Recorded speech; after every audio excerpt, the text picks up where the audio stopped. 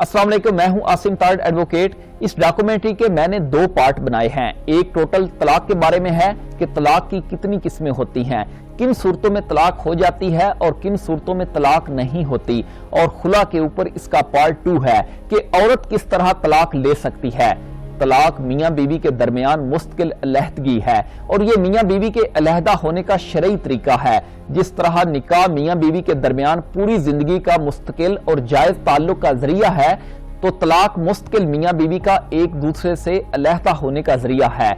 इस्लाम में तलाक की इजाजत सिर्फ इंतहाई सख्त और जब कोई सूरत नजर ना आ रही हो यानी नागजीर हालात में जायज है। ये नहीं कि मामूली बात या मामूली इख्तलाफ पर खामद बीवी को तलाक दे दे। इस्लाम ने हर मामले में तवाज़ुन पैदा किया है। जिस तरह इस्लाम में मर्द को तलाक का हक हासिल है, औरत खुला हासिल कर सकती है। इस्लाम में तलाक को हलाल करार दिया गया है।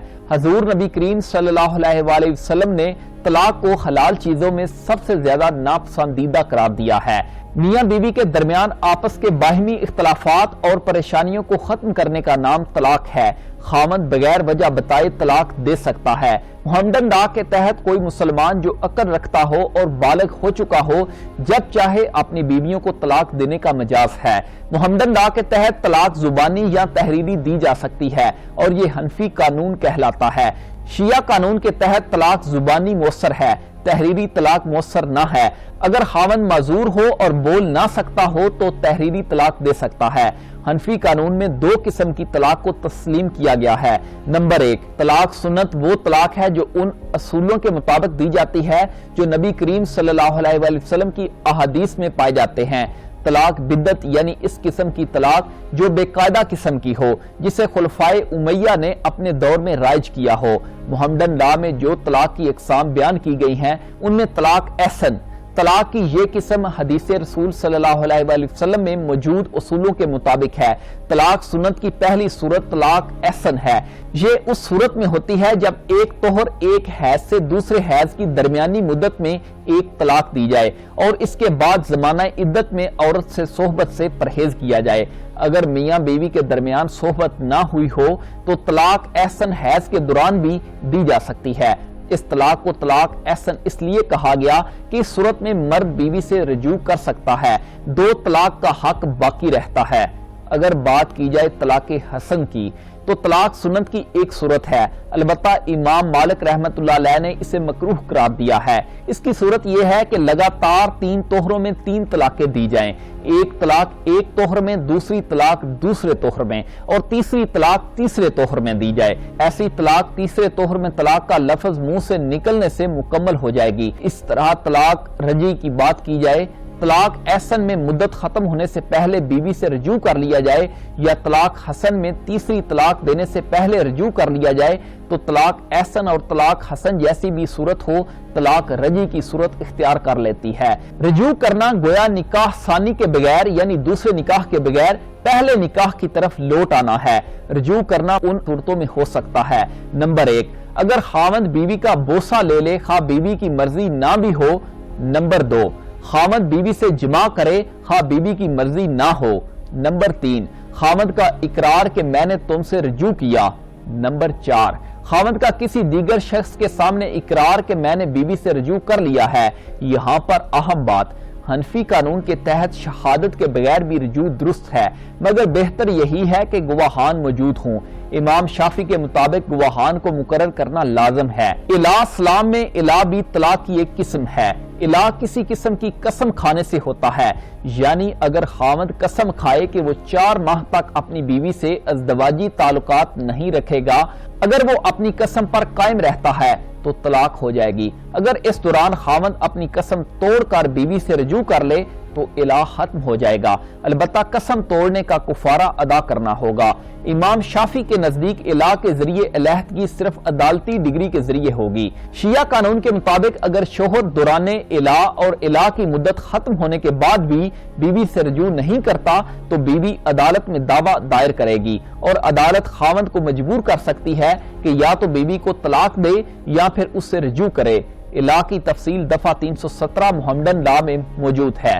طلاق کی قسم زہار کی بات کی جائے تو دفعہ 318 محمدن لا کے تحت زہار ایک ناقص قسم کی طلاق ہے۔ اگر خاوند اپنی بیوی کو اپنی ماں یا دیگر ایسے رشتوں سے تشبیہ دے جو اس کے لیے ممنوع ہیں، محرمات میں سے ہیں، تو بیوی کو حق حاصل ہوتا ہے کہ وہ اس وقت تک حقوق زوجیت ادا کرنے سے انکار کرے جب تک خاوند کفارہ ادا نہ کرے۔